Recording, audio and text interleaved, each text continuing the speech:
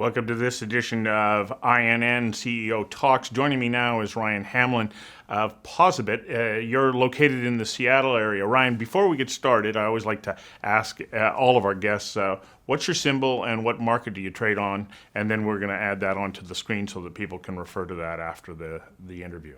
You bet, Stuart. Thanks for having me. Yes, we're traded on the CSE, the Canadian Securities Exchange, and our symbol is PBIT, PBIT.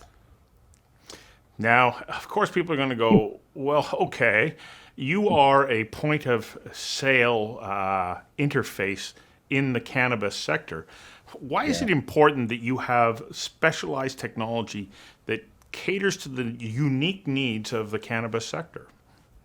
Yeah, to understand really why we created POSaBIT, you have to kind of go back a couple years and recognize that cannabis is a Schedule One drug here in the United States. And so, what that means at the very top level is that you can't walk into a store with a credit card or debit card and use it to pay for cannabis because it's prohibited by the card brands.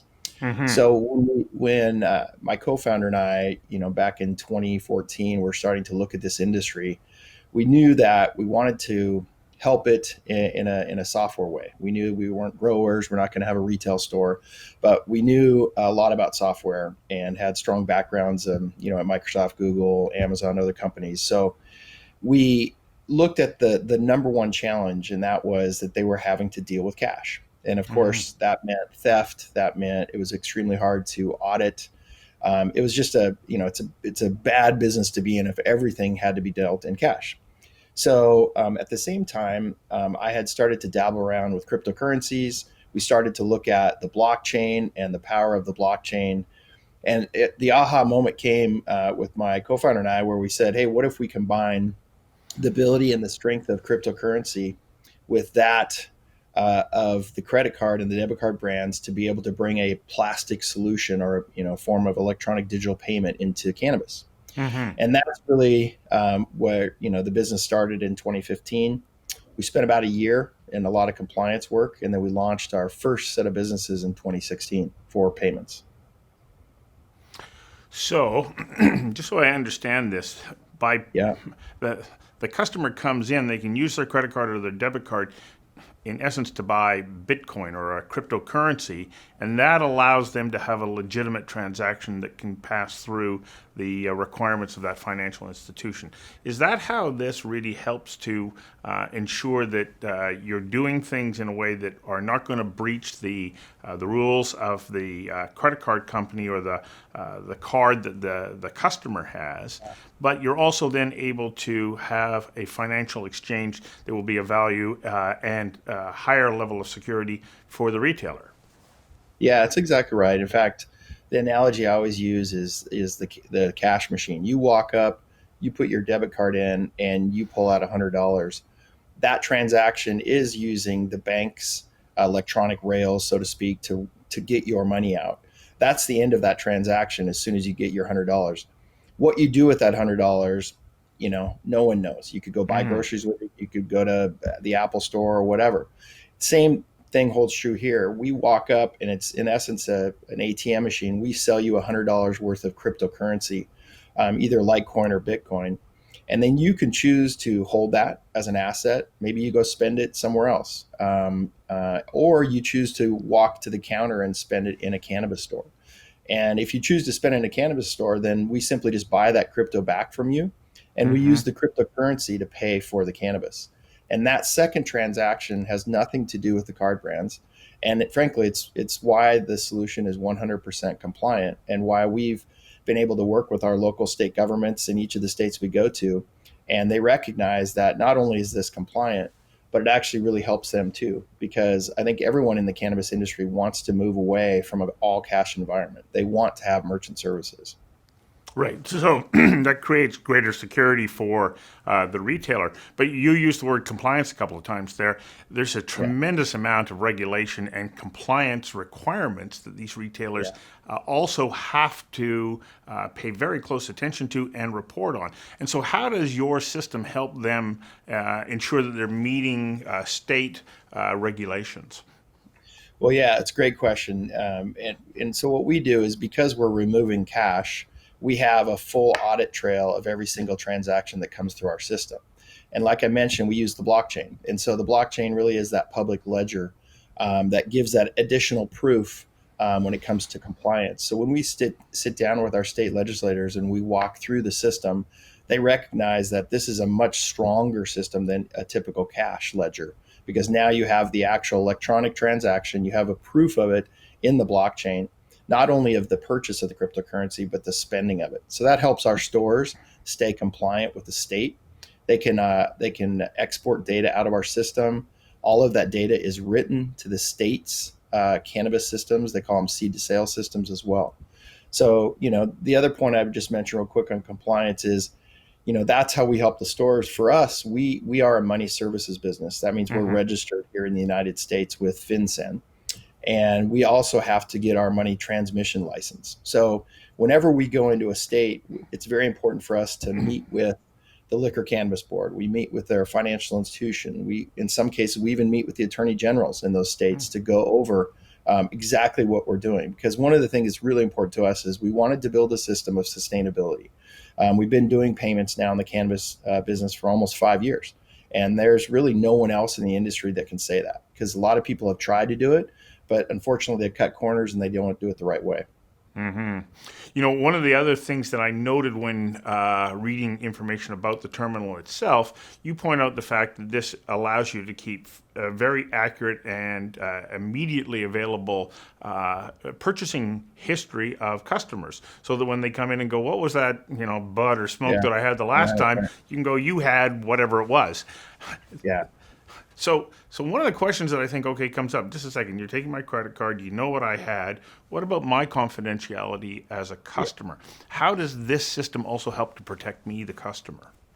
Yeah, no, it's a good question. And the first thing is you obviously have to opt in as a customer. So before they are allowed to use our system, they're presented with, the option to opt out and not have any of that. So that's the first thing. If they do opt in, we always generalize the data. So no individual person's data is ever sent or seen by anybody but that store themselves. So for example, we don't aggregate the data and sell it off to somebody else. What we say is the data, that customer data is the property of the store, and the store can come up with different specials so they can know your favorites.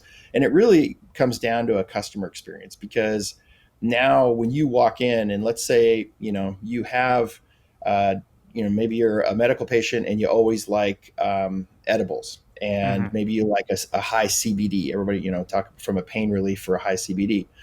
Now, if I know that is your persona, when you come up to the counter, I can present you with a much better selection of products because I know that's what you prefer.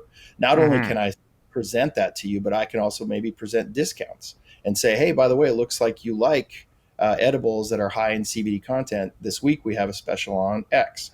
So, a lot of what this data is about creating a really great customer experience for our stores as well. And that's something a lot of our merchants tell us, is that the customer loves that personal touch that using the POSaBIT system brings to the merchant.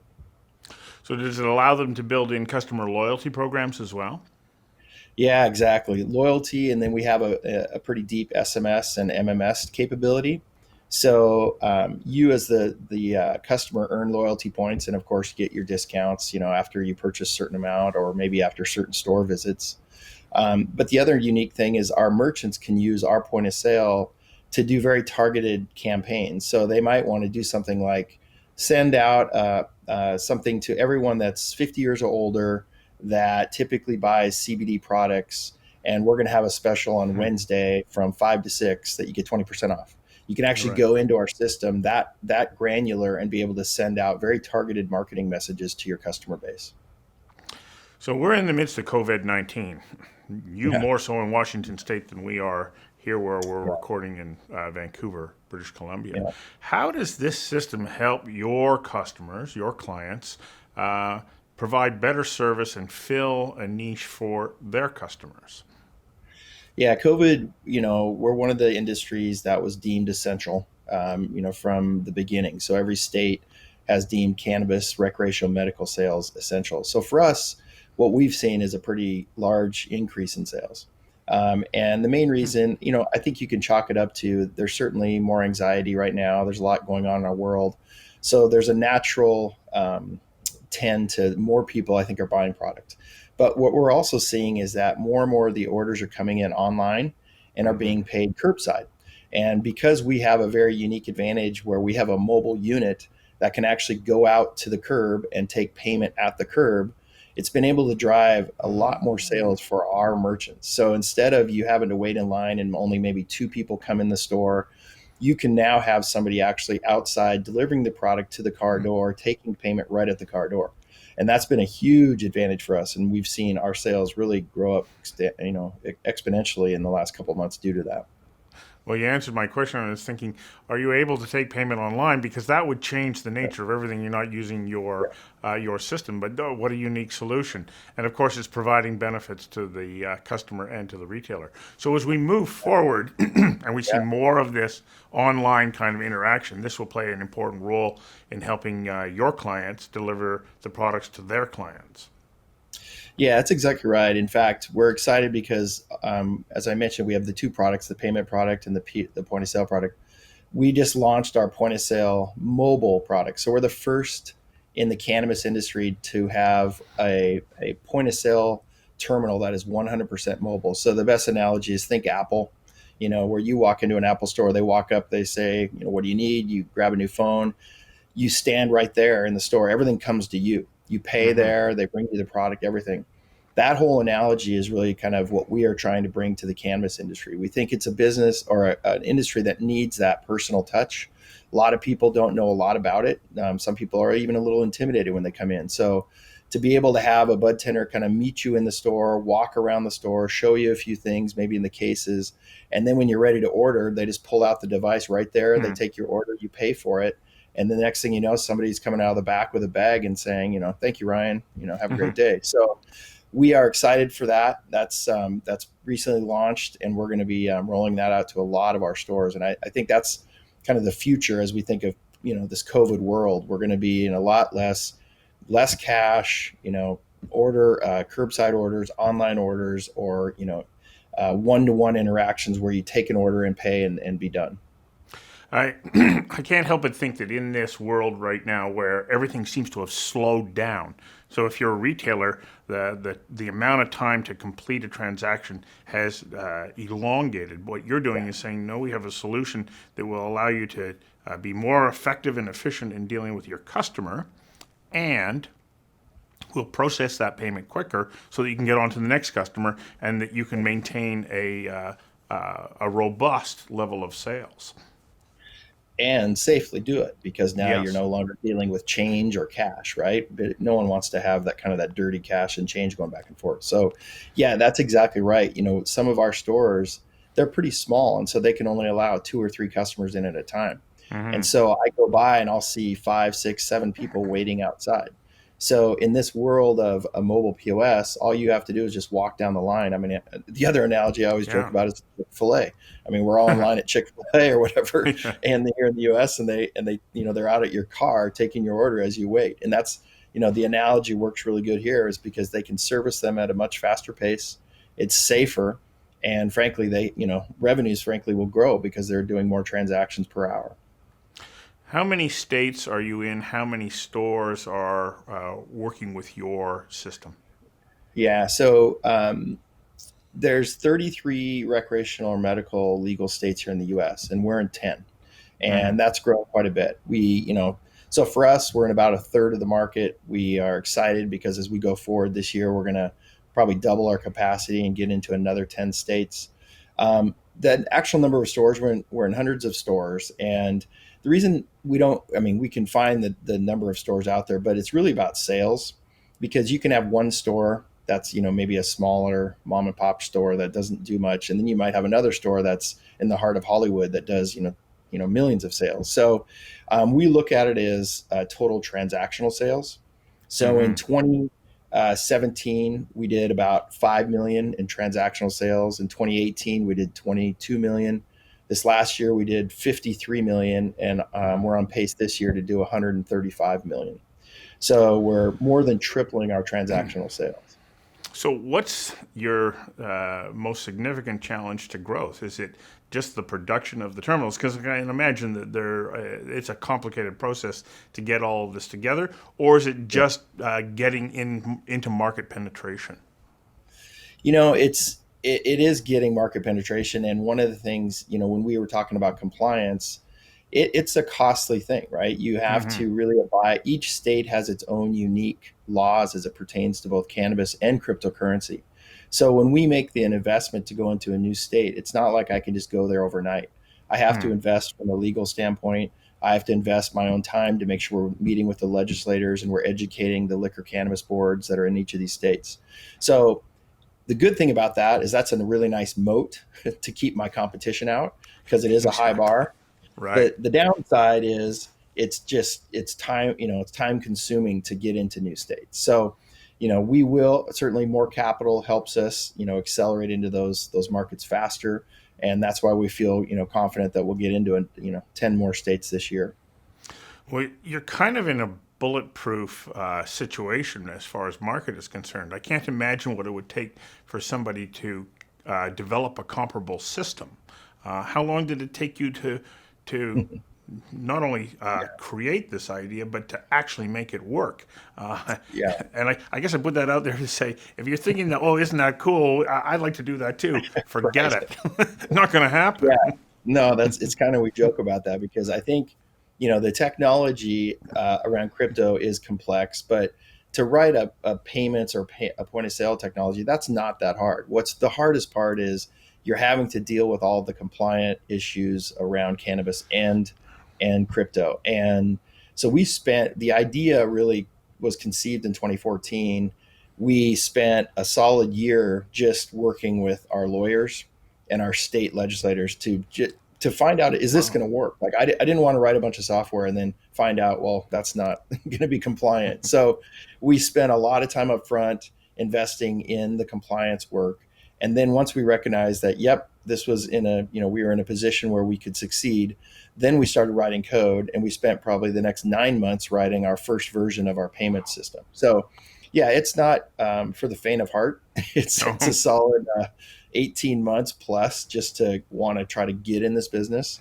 So yeah, we do feel, I mean, we're obviously not arrogant, but we do feel confident in our solution. We've been around longer than anybody else in this payment space in the cannabis industry. Hmm. And we definitely see, a very positive, next couple years, because I don't think overnight cannabis is going to become legal here in the US. And so, as long as cannabis is considered a Schedule One drug, it puts us in a very unique position to monetize and maximize our profits. Well, and to also secure that market for yourself as it unfolds at a Yeah. manageable pace. Of course, our audience are people who want to invest in companies that have Yep. opportunities. And one of the big components in any company is management. Who are the people who are running this Yep. company? And when I take a look at your career pedigree, Yep. you have some pretty good experience in the software market. What was your role at Microsoft? So yeah, I was an exec there for 17 years, and I did everything from run different MSN properties. I worked in the Windows division for a long time, but uh, the job that I'm, I guess, most proud of is I ran the security software division for the company, and that was all of the antivirus software, all the anti-spam, all the anti-phishing. And at the time, as you can imagine, go back 10 years, that's when all this stuff was in Hmm. its heyday, so to speak. So it was a great challenge to run that team. Ended up having about 1,500 people working for me, and I think I was responsible for about a $500 million in revenue for the company. So it was a very challenging role. One of the things that I loved is I got to have some time with even Bill Gates, where we would brainstorm out different solutions in this spam space that we were fighting at the time. So a lot of really fond memories, but it really taught me a ton that now I can apply, obviously, to my startups. Well, I think one of the things about Bill Gates is that he would probably have an extremely high level of accountability that he would expect you to step up to. And was that perfect training for you to be able to then know what the demands would be on all of the compliance issues that would be related to what you're doing with POSaBIT now? Yeah, exactly. I can guarantee you would never walk in a meeting with Bill unprepared. And so I kind of took that same approach, and we took that same approach with our company, which is we weren't going to step into this cannabis or this crypto space unprepared.